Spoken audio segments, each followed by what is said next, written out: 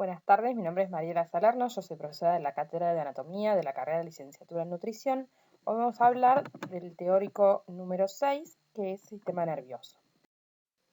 El sistema nervioso es un conjunto de órganos y estructuras que están especializados en comandar y controlar las funciones y actividades del organismo. Lo podemos dividir de diferentes formas. Una es hablando del sistema nervioso de la vida de relación, es decir, es aquella parte del sistema nervioso que se va a encargar de la ejecución de los movimientos, la percepción de las relaciones, lo que hace que nos comuniquemos con el medio que nos rodea. Y la otra parte del sistema nervioso sería el de la vida vegetativa o el sistema nervioso autónomo, que es el que se encarga de la regulación involuntaria de las funciones de los órganos, es decir, de las cosas internas del organismo. Este sistema nervioso autónomo también lo podemos subdividir en lo que es el sistema nervioso simpático y el sistema nervioso parasimpático. Otra forma de dividir al sistema nervioso es hablar del sistema nervioso central, que es aquel que va a estar constituido por lo que es el encéfalo y la médula espinal, ¿sí? Lo que está dentro del cráneo y la columna vertebral, y el sistema nervioso periférico, que lo constituyen lo que está por fuera de este eje del sistema nervioso central, que serían los nervios raquídeos, los nervios craneales y los plexos nerviosos. Vamos a empezar a hablar de lo que es el sistema nervioso central, que como habíamos dicho, está constituido por lo que es el encéfalo, que se encuentra dentro de la cavidad craneana, y la médula espinal, que se encuentra dentro de la columna vertebral en el canal medular. El sistema nervioso central va a recibir información del exterior, la va a procesar y va a emitir una respuesta acorde a eso. Para hablar del sistema nervioso central vamos a empezar a hablar de lo que es la configuración externa. Entonces en esto vamos a encontrar, como habíamos dicho, lo que es el encéfalo y la médula espinal. Dentro del encéfalo vamos a encontrar en la parte más superior y externa lo que es el cerebro. En la parte inferior y posterior vamos a encontrar al cerebelo y vamos a encontrar en la parte medial, anterior al cerebelo e inferior al cerebro, lo que es el tronco del encéfalo. Cada una de estas partes del encéfalo también se le puede subdividir en otras estructuras. El cerebro vamos a poder identificar lo que son los hemisferios cerebrales, que son al número de 2, son pares, que se van a su vez a subdividir en lóbulos. Debajo de los hemisferios cerebrales o internamente a ellos vamos a encontrar lo que son los ventrículos, que van a contener líquido cefalorraquídeo. Y en la parte más interna de lo que es el cerebro vamos a encontrar los ganglios de la base, que son núcleos de sustancia gris. Todas estas estructuras del sistema nervioso y del cerebro se van a comunicar por fibras blancas de conexión. A su vez, el tronco del encéfalo lo podemos subdividir en tres partes, ¿sí? Vamos a tener lo que es el mesencéfalo en la parte más superior, luego lo va a seguir lo que es la protuberancia o puente, y por debajo vamos a encontrar lo que es el bulbo raquídeo, que se va a continuar con la médula espinal. El cerebro, como habíamos dicho, ocupa la parte anterior y superior del encéfalo, es el segmento o la parte más voluminosa del neuroeje, está ubicado dentro de la cavidad craneana, ¿sí? Dentro del cráneo, y habíamos dicho que está conformado por dos hemisferios, ¿sí? Un hemisferio derecho y un hemisferio izquierdo. Van a tener tres caras, una cara externa o de la convexidad, una cara inferior o basal y una cara interna o medial. También podemos describir que tiene tres polos, y de eso vamos a hablar de lo que es el polo frontal, el occipital y el polo temporal. Como habíamos dicho, vamos a tener en el cerebro lóbulos, ¿sí? Vamos a tener 5 lóbulos. Dentro de ellos vamos a poder hablar de lo que es el lóbulo frontal, que se va a encontrar en la parte más anterior y superior. Luego lo va a seguir el lóbulo parietal, que está en estas imágenes en color azul. Vamos a tener en la parte más posterior el lóbulo occipital. Y en la parte digamos, posterior e inferior vamos a ver el lóbulo temporal, ¿sí? Esto viéndolo de una vista superior, como dijimos, tenemos el lóbulo frontal, el parietal, perdón, el temporal y el occipital. Acá tenemos una vista lateral en la que también podemos identificar el lóbulo occipital en la parte posterior, el lóbulo temporal en la parte lateral e inferior, lóbulo parietal y lóbulo frontal. En la cara medial vamos a poder diferenciar lo mismo, el lóbulo frontal hacia anterior, seguido por el lóbulo parietal y más a posterior el lóbulo occipital y por debajo más inferior el lóbulo temporal. La parte que no podemos observar es el lóbulo de la ínsula, que se encuentra escondido, ¿sí? Por debajo o entre medio, digamos, de lo que es el lóbulo temporal, el frontal y el parietal, ¿sí? Al abrir esta cisura, que se llama cisura de Silvio, nos vamos a encontrar en la profundidad lo que es el lóbulo. Después podemos hablar de lo que son cisuras y surcos, que van a ser, digamos, como dice el nombre, unos surcos que nos van a dividir a los lóbulos y las circunvoluciones de cada lóbulo. Como surcos y cisuras importantes, vamos a mencionar lo que es la cisura interhemisférica, que nos va a dividir ambos hemisferios cerebrales, y se va a encontrar en la parte medial del cerebro, y va a alojar a lo que es la hoz del cerebro. Las otras dos cisuras importantes que tenemos que diferenciar y reconocer son la cisura de Silvio, que es la cisura que se encuentra más horizontal, que va desde anterior hacia posterior y un poco de inferior hacia superior, que nos va a dividir al lóbulo temporal por debajo, y por encima vamos a diferenciar al lóbulo frontal y al lóbulo parietal. La otra cisura importante va a ser la cisura de Rolando, ¿sí? También se la puede denominar surco central, que este se va a encontrar de manera más vertical, va a ir desde superior hacia inferior, desde posterior hacia anterior, y nos va a dividir a lo que es el lóbulo frontal por delante del lóbulo parietal por detrás, ¿sí? Acá lo podemos ver en una vista superior, también marcado en amarillo, lo que es el surco central o cisura de Rolando. Habíamos mencionado previamente que en el cerebro también tenemos lo que son las fibras blancas, ¿sí? Que es la sustancia blanca del cerebro, que está constituida principalmente por los axones de las neuronas, que en su conjunto van a formar estas fibras blancas. Vamos a tener fibras blancas que nos van a comunicar un hemisferio con el otro, ¿sí? Van a llevar información de un hemisferio hacia el otro. El principal de estos va a ser el cuerpo calloso, que lo hemos presentado acá en color rojo. Otras fibras blancas que van a comunicar un hemisferio con el otro es el fornix. Y después vamos a tener fibras blancas que se llaman de proyección, que van a comunicar lo que son los hemisferios cerebrales con el bulbo y la médula espinal. Estas fibras de proyección, que se denominan, en algún momento se condensan, ¿sí? Cuando pasan cerca de los núcleos de la base, y se denominan cápsula interna. Acá tenemos una vista medial de un encéfalo, ¿sí? En el cual estamos viendo, como dijimos, la cara medial del hemisferio, del hemisferio cerebral derecho, ¿sí? Podemos diferenciar esta sustancia blanca que se observa acá, ¿sí? A diferencia de la sustancia gris de la convexidad, que sería el cuerpo calloso. Acá también vamos a diferenciar el fornix, que sería este que viene por debajo del cuerpo calloso. Podemos ver lo que es los núcleos de la base con el tálamo, el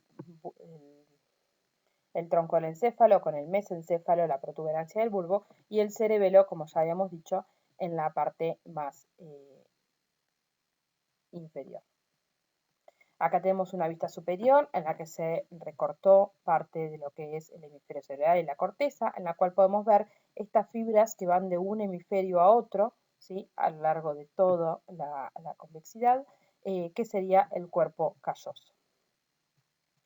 El cuerpo calloso, como dijimos, es la sustancia blanca o las fibras blancas que comunican un hemisferio con el otro más importante, ¿sí? El más voluminoso, y lo podemos diferenciar o podemos subdividirlo en distintas partes. Vamos a tener lo que se llama la parte del rostrum o rostro, ¿sí? La rodilla, cuando pega en la vuelta, queda con una curva anterior. Luego viene el cuerpo, del cuerpo calloso, y la parte posterior, que se denomina espleno. En cuanto a los ventrículos, como habíamos mencionado, el cerebro, además de tener la sustancia gris y la sustancia blanca, va a tener los ventrículos, que son cavidades que contienen líquido cefalorraquídeo. Vamos a tener lo que son los ventrículos laterales, que se van a comunicar a través del agujero de Monro con el tercer ventrículo. A través del acueducto de Silvio, el tercer ventrículo se va a comunicar con el cuarto ventrículo, que ya se encuentra entre lo que es el tronco del encéfalo y el cerebelo. Y el cuarto ventrículo se va a comunicar con unos agujeros que se llaman agujeros de Luschka y de Magendie, con lo que es todo el espacio subaracnoideo. De esta forma, el líquido cefalorraquídeo va a poder circular desde los ventrículos laterales, ¿sí? a través del agujero de Monro pasa al tercer ventrículo, de allí por el acueducto de Silvio al cuarto ventrículo y de ahí por los agujeros de Luschka y de Magendie al espacio subaracnoideo donde se reabsorbe y completa el círculo. Acá tenemos una imagen de un preparado, de vuelta una vista sagital en un corte que pasa por línea media, en la que podemos observar lo que es el ventrículo lateral que se encuentra por debajo del cuerpo calloso, que se va a comunicar por el agujero de Monro con el tercer ventrículo, que es esta estructura de acá, que tiene forma de pico de pato, se podría decir. El tercer ventrículo se va a comunicar con el acueducto de Silvio, con el cuarto ventrículo, que como dijimos se encuentra entre el tronco del encéfalo que está por delante y el cerebelo por detrás. Y a través de los agujeros de Luschka y de Magendie se va a comunicar con el espacio subaracnoideo, va a descender por el espacio entre la médula espinal y luego va a ascender a través de todo este espacio subaracnoideo y terminar reabsorbiéndose en lo que son las vellosidades aracnoideas o granulaciones de Paccioni en la convexidad. Acá tenemos diferentes imágenes de un cerebro, ¿sí? Tenemos una vista superior en la que podemos observar ambos hemisferios cerebrales separados por la cisura interhemisférica, una cara lateral en la que podemos diferenciar lo que son los surcos, ¿sí? Que son, digamos, los espacios que nos van a separar lo que son, dijimos, los lóbulos y las circunvoluciones. Las circunvoluciones son subdivisiones de los lóbulos que son, digamos, es sustancia gris que está replegada en los hemisferios. Acá tenemos otra cara lateral en la cual tenemos remarcado lo que es la cisura de Silvio, que dijimos que nos diferenciaba o nos separaba el lóbulo temporal del lóbulo frontal y parietal, y la cisura de Rolando o surco central, que nos dividía el lóbulo frontal del lóbulo parietal. Acá tenemos otra imagen en la que tenemos representados los lóbulos de un hemisferio cerebral, el lóbulo frontal hacia anterior y superior, seguido hacia posterior por el lóbulo parietal y el más posterior de todos, lóbulo occipital. En la parte más lateral e inferior, el lóbulo temporal. Acá tenemos un corte coronal de un cerebro, ¿sí? En el cual podemos diferenciar los ventrículos laterales, estos son ganglios de la base que tenemos, y como podemos ver, esto es parte de un lóbulo frontal, y acá podemos diferenciar el lóbulo de la ínsula, que dijimos que es el que estaba escondido por debajo del lóbulo temporal y el lóbulo frontal. Al abrir la cisura de Silvio, nosotros nos vamos a encontrar con el lóbulo de la ínsula en la profundidad. Y por último, una vista medial de un hemisferio en la que podemos representar o encontrar todas las partes del cuerpo calloso, que era una fibra blanca de conexión entre un hemisferio y el otro. Continuando con la descripción del sistema nervioso, vamos a hablar de lo que es el diencéfalo y los ganglios de la base, que son núcleos de sustancia gris que se encuentran en las profundidades del cerebro.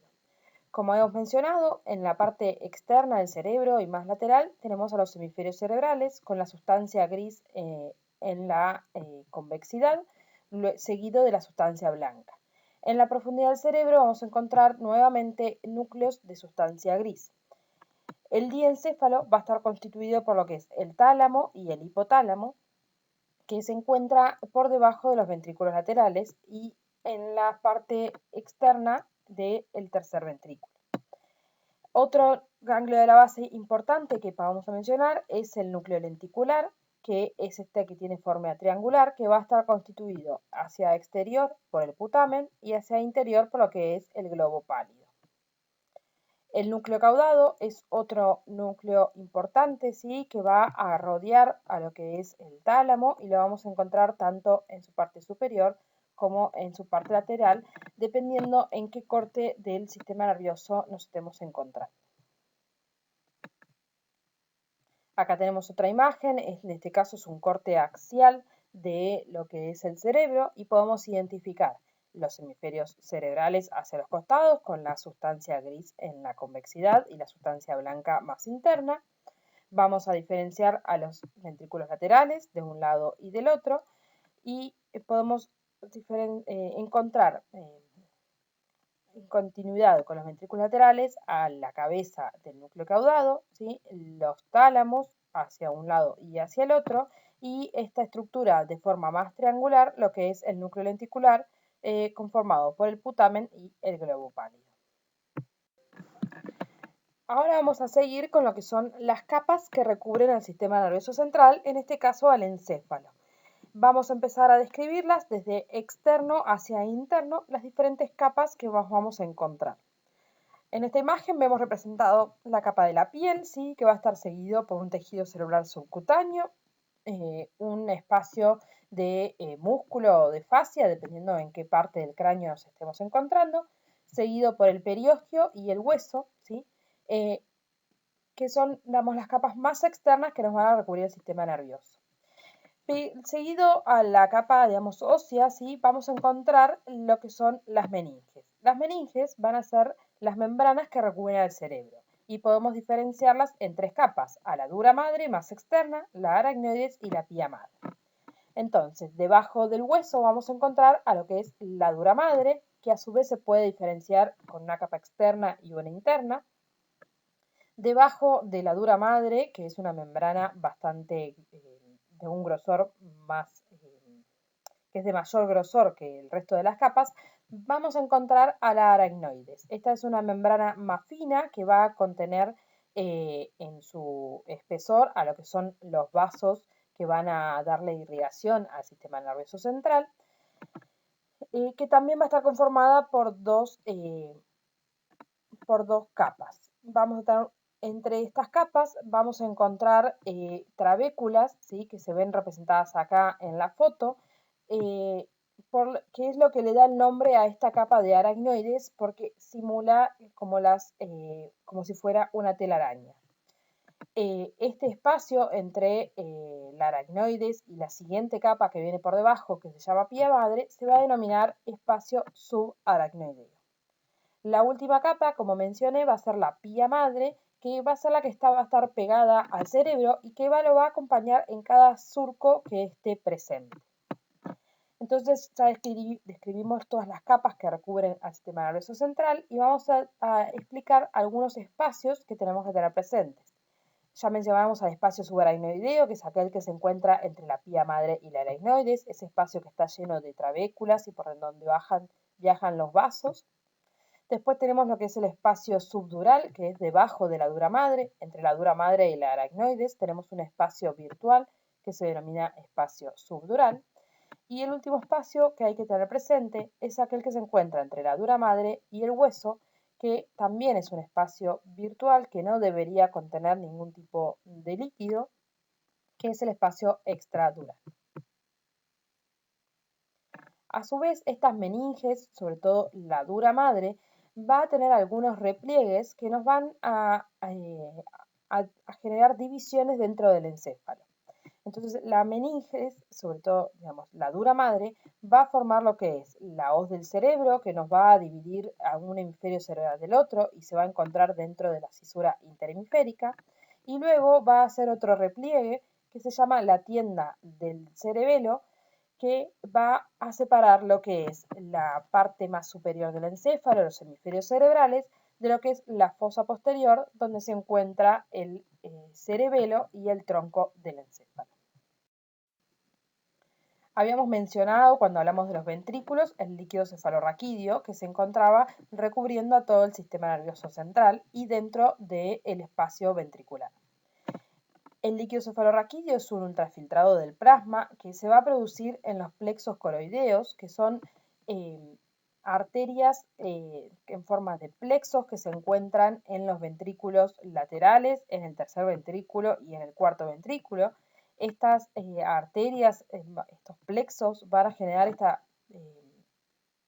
este ultrafiltrado del plasma, que es el líquido cefalorraquídeo, y de aquí va a empezar a circular, como ya habíamos mencionado, de los ventrículos laterales por el agujero de Monro al tercer ventrículo, de allí por el acueducto de Silvio al cuarto ventrículo, y de ahí por los agujeros de Luschka y de Magendie pasaba al espacio subaracnoideo, iba a recubrir toda la médula espinal y luego iba a ascender para terminar reabsorbiéndose en las granulaciones de Pacchioni o granulaciones aracnoideas.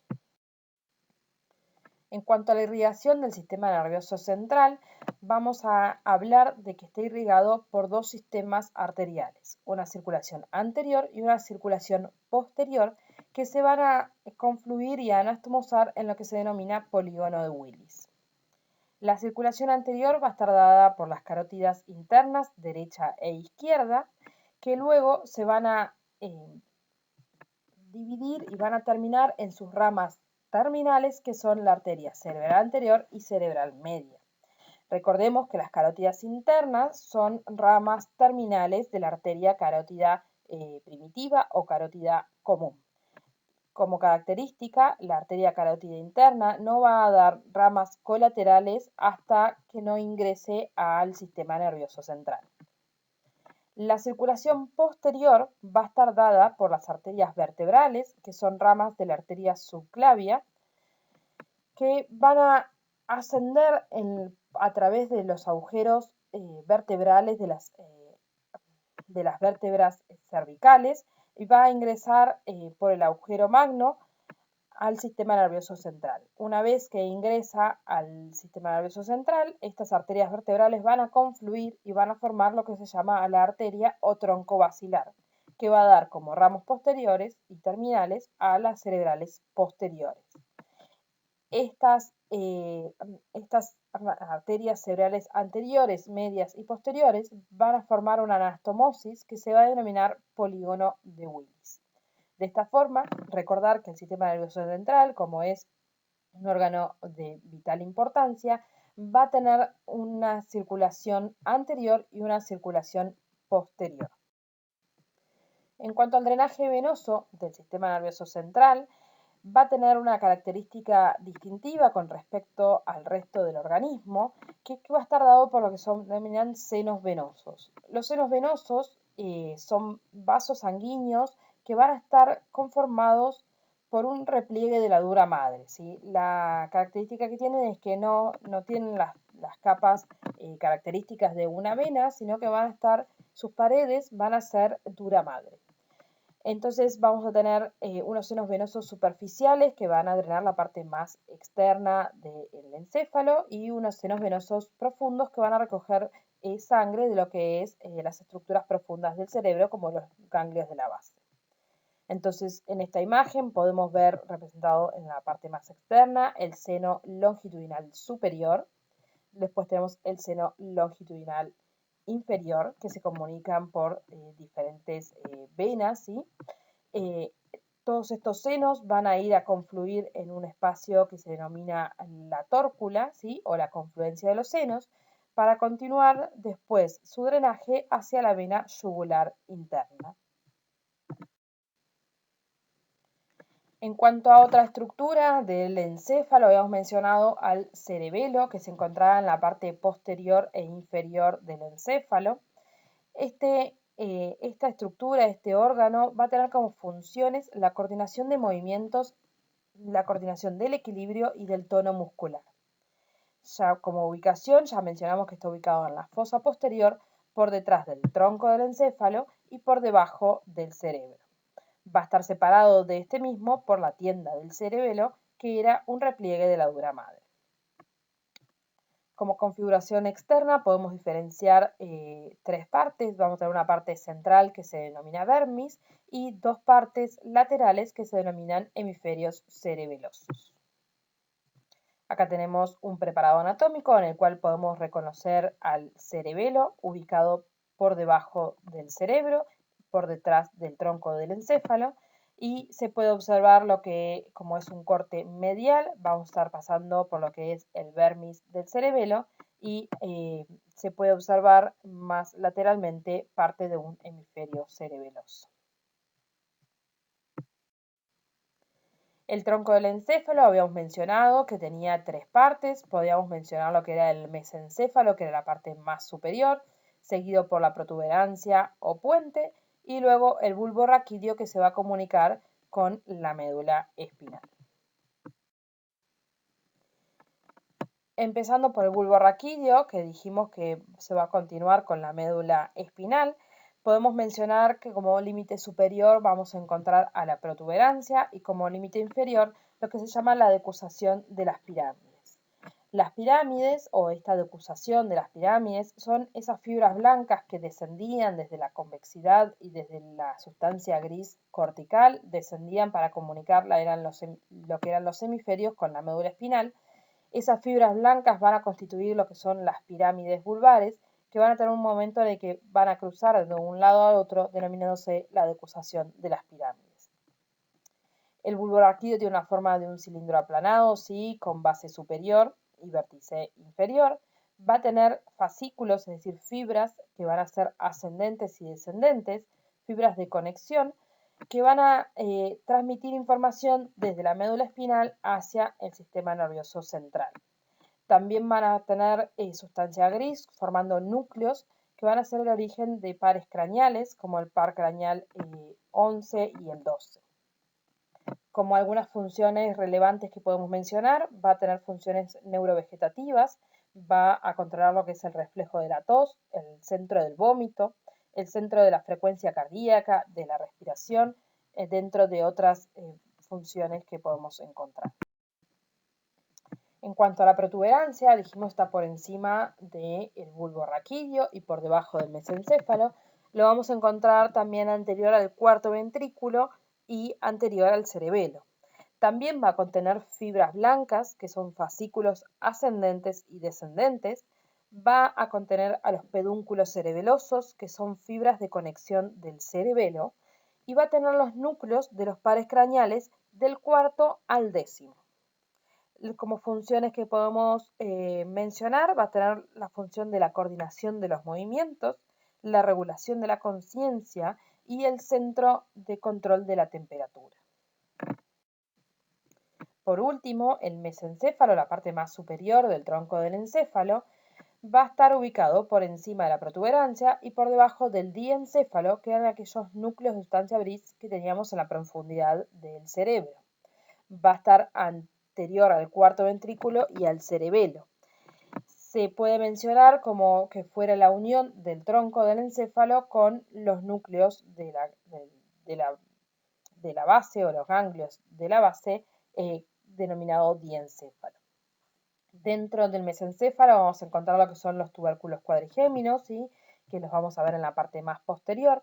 Vamos a tener núcleos de sustancia gris, como la sustancia negra, el núcleo rojo, y va a estar atravesado, como podemos ver en esta imagen, por el acueducto de Silvio, que comunicaba el tercer ventrículo con el cuarto ventrículo. Como funciones relevantes que podemos encontrar, vamos a tener que es un centro de integración de la información y el centro de la regulación del sueño. Bien, la última parte que nos queda de lo que es el sistema nervioso central es la médula espinal. Este es el segmento inferior de lo que se denomina neuroeje y lo vamos a encontrar dentro del conducto raquídeo en la columna vertebral. Va a tener su inicio en la continuación del bulbo raquídeo, en lo que era la decusación de las pirámides, y va a tener su fin en lo que es el cono medular o filum terminal, que lo vamos a encontrar a nivel de L1, L2. Como función, tiene la función de transmitir los impulsos nerviosos que van desde el encéfalo hasta la vía periférica y desde la parte periférica hacia el sistema nervioso central. Vamos a encontrar también que tiene la salida de todos los nervios espinales que se van a dar a través de los agujeros de conjunción de los cuerpos vertebrales. Entonces tenemos representado acá en la imagen una parte de la columna vertebral en la que podemos ver las hipófisis espinosas en la parte posterior con los cuerpos vertebrales en la parte anterior.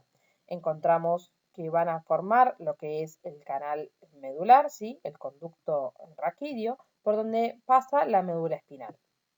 La médula espinal va a emitir raíces nerviosas que van a conformar los núcleos o los nervios espinales que van a salir a través de lo que son los agujeros de conjunción. En esta imagen tenemos representada toda la columna vertebral con la médula espinal, que la vamos a poder dividir, así como tenemos dividida la columna vertebral, en el segmento cervical, torácico, lumbar y sacro. Recordemos que la médula espinal va a llegar solo hasta el nivel de L1 y L2 y después vamos a encontrar lo que se denomina cola de caballo, que son fibras nerviosas que descienden por el resto del canal raquídeo. Como configuración interna de la médula espinal, vamos a encontrar que la sustancia gris va a estar en la parte central, a diferencia de lo que era el encéfalo, que la sustancia gris se encontraba en la parte periférica. Esta sustancia gris va a tener una forma de H, ¿sí? Y vamos a encontrar en la parte ventral, es decir, en la parte anterior, la función motora, y en la parte dorsal vamos a encontrar la parte sensitiva. En la periferia vamos a encontrar lo que es la sustancia blanca, que se va a ordenar en cordones y vamos a tener lo que es el cordón anterior, el cordón posterior y los cordones laterales. Cada uno de estos va a llevar diferentes tipos de información. Algunos van a ser ascendentes, es decir, van a llevar información desde la periferia hacia el sistema nervioso central, y algunos van a llevar información descendente, es decir, desde el sistema nervioso central hacia la periferia. Acá también podemos observar la conformación de los nervios raquídeos, que van a tener tanto una raíz sensitiva, que viene de las astas dorsales, y una raíz motora, que viene de las astas ventrales o anteriores. Se van a unir y van a formar un nervio raquídeo que se denomina que es mixto por tener una parte motora y una parte sensitiva. Siguiendo con lo que es el sistema nervioso periférico, como ya habíamos mencionado, es toda aquella parte del sistema nervioso que se encuentre por fuera del cráneo y de la columna vertebral. Se lo puede definir como un conjunto de nervios y ganglios que transmiten información desde y hacia el sistema nervioso central. Como generalidades, vamos a decir, como ya mencionamos, que está por fuera del cráneo y del conducto raquídeo. Está formado tanto por nervios como por ganglios. Los nervios los podemos dividir en lo que son nervios craneales y nervios espinales. Nervios craneales son aquellos en los que van a salir desde el cráneo hacia la parte más externa, y espinales son aquellos que van a nacer de la médula espinal. Los ganglios son grupos de neuronas que están ubicados en los trayectos de los nervios por fuera, como dijimos, del conducto raquídeo. Los pares craneales, como ya dijimos, son nervios que van a nacer del encéfalo o del tronco encefálico y que van a atravesar los agujeros del cráneo para dirigirse hacia la periferia. Tenemos en total 12 pares craneales, ¿sí?, que los vamos a ir mencionando, y como se puede observar en la imagen, que es una imagen de la cara basal de lo que es el encéfalo, podemos observar que algunos van a nacer del encéfalo o del cerebro en sí, otros van a nacer de lo que es el mesencéfalo, de la protuberancia y del bulbo. El primer par craneal es el nervio olfatorio, el segundo el nervio óptico, el tercero el motor ocular común, el cuarto el nervio patético o tropiar, el quinto el trigémino, el sexto el motor ocular externo, el séptimo el nervio facial, el octavo el auditivo o vestíbulo coclear, el noveno es el glosofaringio, el décimo es el neumogástrico o también llamado vago, el onceavo es el nervio espinal y el doceavo el nervio hipogloso. Les dejo acá una mnemotecnia para acordarse los 12 pares craneales en orden. Los nervios, como podemos ver, van a ser algunos nervios mixtos y otros van a ser exclusivamente sensitivos o motores. Es decir, que algunos van a llevar información desde el encéfalo hacia los músculos para realizar algún movimiento, esos serían los nervios motores. Algunos van a ser sensitivos, es decir, que van a traer información desde la periferia hacia el sistema nervioso central, y algunos van a tener ambos funciones. Entonces, el primer par, que era el olfatorio, es exclusivamente sensitivo y va a tener como función principal la del olfato. El segundo par, el óptico, también es sensitivo y su función principal es la visión. El tercer par, el motor ocular común, es un nervio motor, le va a dar movilidad ocular, ¿sí?, va a generar la constricción pupilar y también la acomodación para la visión. El cuarto par, el patético, también es motor, va a inervar a algunos de los músculos del ojo. El quinto par es el trigémino, este sí es un nervio mixto, es decir, que tiene ramas sensitivas y ramas motoras. Como sensibilidad le va a dar sensibilidad a la cara, a la boca y a la córnea, y va a inervar a los músculos masticatorios. El motor ocular externo, el sexto par, es un nervio motor que también va a inervar al músculo externo, el recto externo del ojo. El séptimo par facial es un nervio mixto, tiene parte sensitiva y parte motor, va a inervar a los músculos faciales, también va a estar o va a tener función en lo que es el gusto, va a inervar las glándulas salivales y las lacrimales. El octavo par, el auditivo, es sensorial, va a estar encargado de lo que es la audición y el equilibrio. El glosofaringio, que es el noveno par, es un nervio mixto, también va a estar encargado del gusto y del movimiento del velo del paladar. El décimo par, el neumogástrico, es mixto, ¿sí? Va a inervar músculos y órganos del tórax, del abdomen, y también va a llevar ramas del sistema nervioso simpático. El onceavo par, el espinal, es un nervio motor que va a inervar los músculos del hombro y del cuello. Y el hipogloso también es un músculo motor que va a inervar los músculos de la lengua. Los nervios raquídeos, como ya mencionamos, son aquellos que van a nacer de la médula espinal. En su trayecto van a atravesar los agujeros de conjunción, que son los agujeros que quedan entre vértebra y vértebra cuando forman la columna vertebral. Son nervios que son todos mixtos, ¿sí? Se van a formar por la unión de dos raíces, una raíz dorsal sensitiva y una raíz ventral motora. Estas dos raíces se van a unir para formar un nervio que se va a dividir en una rama dorsal y en una rama ventral. Tenemos 31 pares de nervios espinales.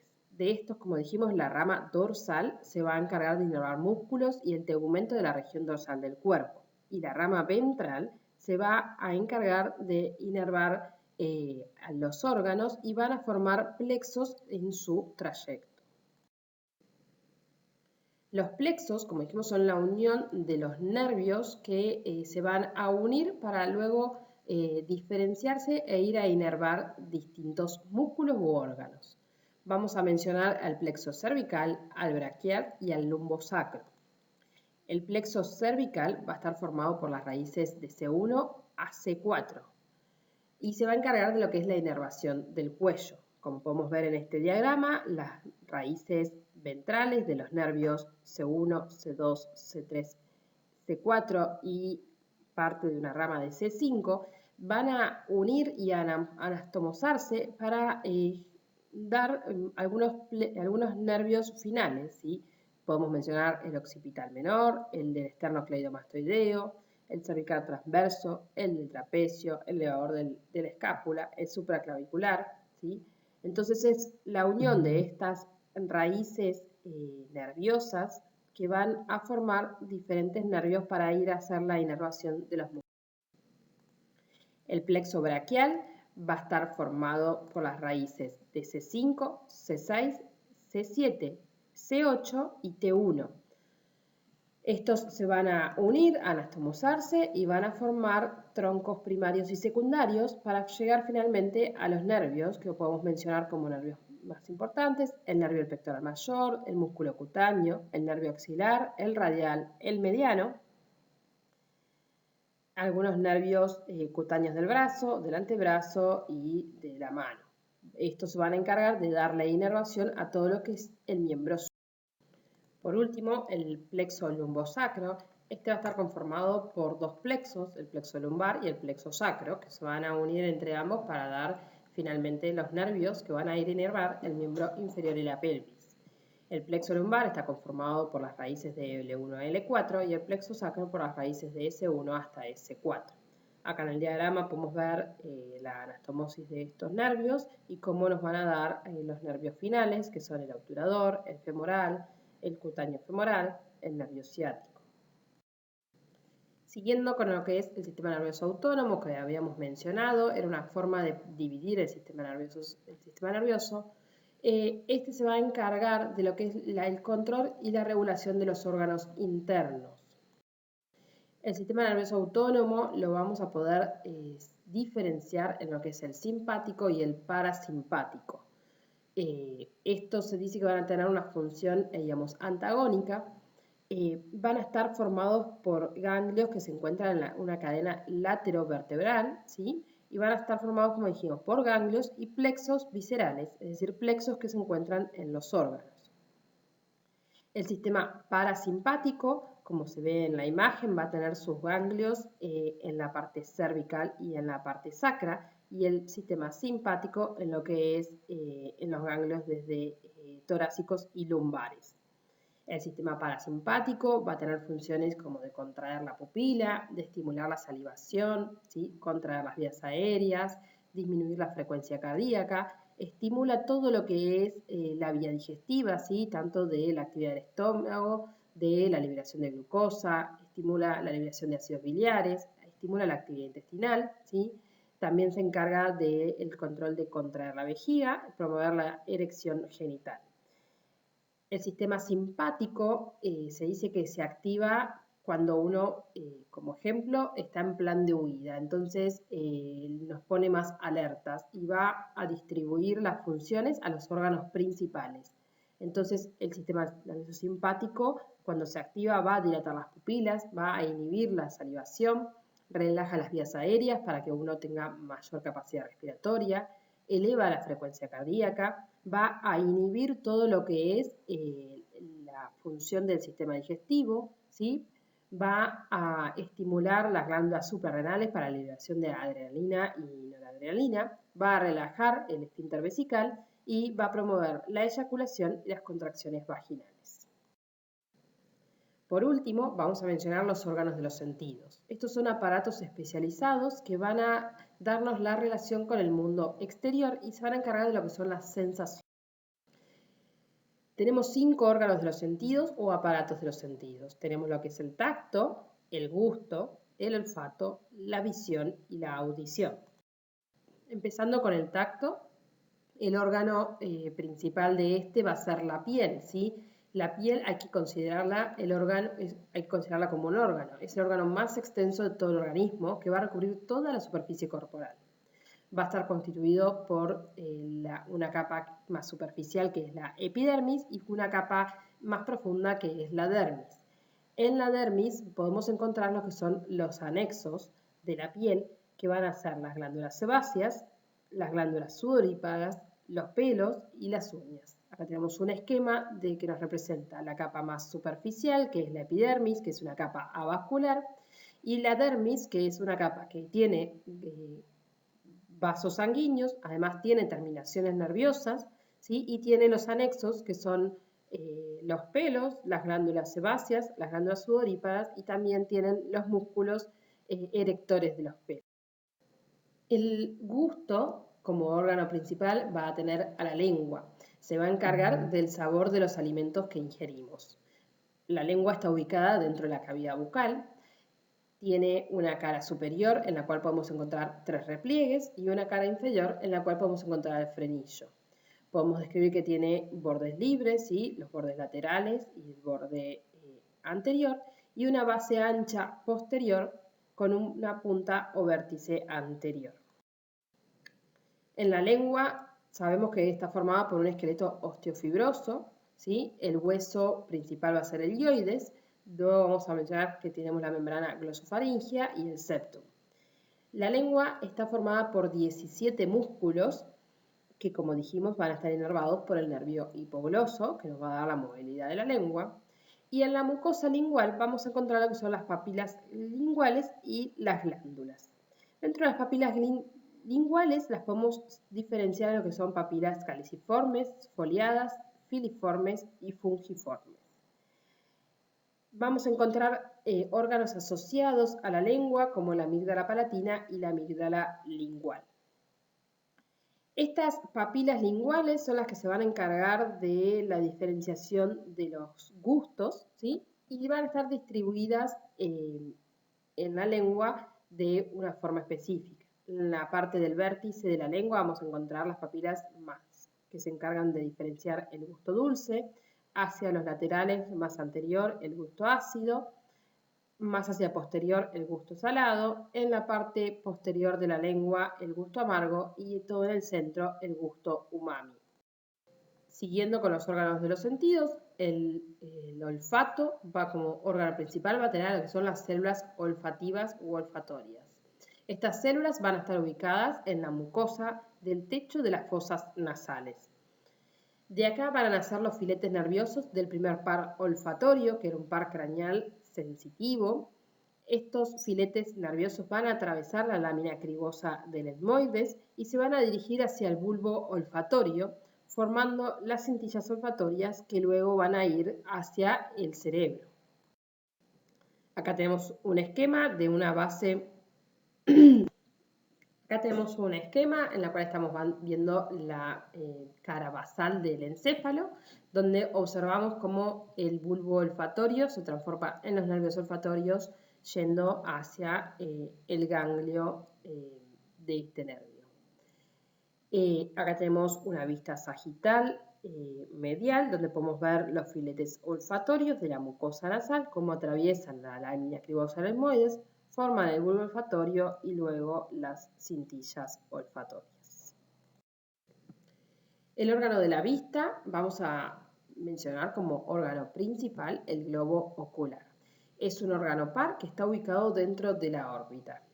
En él podemos describir tres túnicas, ¿sí? O tres capas. Vamos a tener una capa interna que es la retina, ¿sí? Que es la capa nerviosa. Una capa intermedia que es vascular, que está formado por lo que es la coroides hacia posterior y el iris hacia anterior. Y una capa externa, fibrosa, que es la esclerótida, en la parte más externa y lateral, y en la parte central y anterior, formado por la córnea. La retina es la que nos va a formar lo que es la vía óptica. En la retina vamos a encontrar células especializadas que son los conos y bastones que van a captar la luz y convertirla en estímulos nerviosos. Estos estímulos nerviosos van a viajar por el nervio óptico, que es el segundo par, que va a formar y a tener su inicio en la retina, en estas células especializadas que son los conos y bastones. De aquí nacen los axones que van a formar el nervio óptico. Este nervio se va a entrecruzar en lo que se denomina quiasma óptico para luego llegar a la corteza cerebral. Acá tenemos un esquema de la vía óptica. Acá tenemos ambos globos oculares representados con la retina y los axones que van a formar el nervio óptico. Y como dijimos, este nervio se va a entrecruzar en una parte que se denomina quiasma óptico para luego ir hacia la corteza cerebral en la región occipital. Por último, el sentido de la audición, el órgano principal va a ser el oído. Se va a encargar de la percepción de los sonidos. Vamos a diferenciar al oído en tres partes. Tenemos el oído externo, el oído medio y el oído interno. En el oído externo vamos a mencionar dos partes. Tenemos por un lado el pabellón auricular o la oreja y el conducto auditivo externo. La oreja o el pabellón auricular está formado por cartílagos y podemos diferenciar diferentes partes. Tenemos el lóbulo de la oreja, tenemos el trago, el antitrago, ¿sí? El hélix, el antihélix, ¿sí? Una fosita triangular, pero bueno, lo más importante es recordar que está formado por cartílago. El conducto auditivo externo es que continúa el pabellón auricular y va a comunicar el pabellón auricular con el oído medio. Este oído externo se va a encargar de la recepción de las ondas sonoras que se van a transmitir luego al conducto. El oído medio está conformado por lo que es la caja del tímpano. Esta es una cavidad que está llena de aire y que contiene dentro unos huesecillos que van a vibrar y transmitir las ondas sonoras que se reciben por el conducto auditivo externo. Entonces acá tenemos representado en la imagen el conducto auditivo externo que limita con la membrana timpánica, que es el límite entre el oído medio y el oído externo. Esta membrana timpánica va a vibrar con las ondas sonoras, va a hacer vibrar a los huesecillos del oído, que son el martillo, el yunque y el estribo, y así van a transmitir este impulso de ondas sonoras transmitido de vibraciones hacia el oído interno. También hay que mencionar que el oído medio está comunicado con la trompa de Eustaquio y con las cavidades mastoideas. Por último, el oído interno, que está situado en el espesor del hueso del peñasco, está conformado por lo que es un laberinto óseo y un laberinto membranoso. En cada laberinto vamos a encontrar una zona que se denomina vestíbulo, los conductos semicirculares, que tenemos tres, uno superior, uno posterior y uno externo. Encontramos lo que es la cóclea o caracol y el conducto auditivo interno. Acá lo hemos representado, el oído interno, en un esquema general de todo el oído, y acá vamos a ver más específicamente una imagen del oído interno. tenemos la zona del vestíbulo, ¿sí? Tenemos los conductos semicirculares, que como dijimos tenemos uno superior o anterior, uno lateral o externo y uno posterior. Luego tenemos lo que es la cóclea o el caracol, que se van a comunicar luego con el conducto auditivo interno. Cabe remarcar que tenemos lo que se denomina endolinfa y perilinfa. La endolinfa es un líquido que va a estar dentro de lo que es el laberinto membranoso y la perilinfa es aquel líquido que va a estar dentro del laberinto óseo. Desde este laberinto óseo y membranoso, desde la cóclea y desde los conductos semicirculares, van a nacer los nervios el octavo par, ¿sí? Que está formado por lo que es el nervio vestibular y el nervio. Entonces acá vamos a ver más en detalle la formación de este nervio, ¿sí? Tenemos una rama vestibular que va a nacer y va a ir a lo que es el ganglio de Scarpa para luego entrar en el sistema nervioso central. Esto se va a encargar del equilibrio, es decir, que la rama vestibular va a nacer o va a ir su filete nervioso hacia los conductos semicirculares, que son la parte del oído interno que se encarga del equilibrio. Entonces, desde los conductos semicirculares nace la rama vestibular de este nervio, pasa por lo que es el ganglio de Scarpa y continúa como nervio vestibular. Desde la parte coclear, desde el caracol, va a nacer la rama coclear de este nervio, ¿sí? Va a pasar por lo que es el ganglio de Corti y va a formar lo que es el nervio coclear de la audición. Recuerden que las preguntas las realizan por el chat, las leeremos en voz alta y contestaremos y sacaremos todas las dudas. Muchas gracias.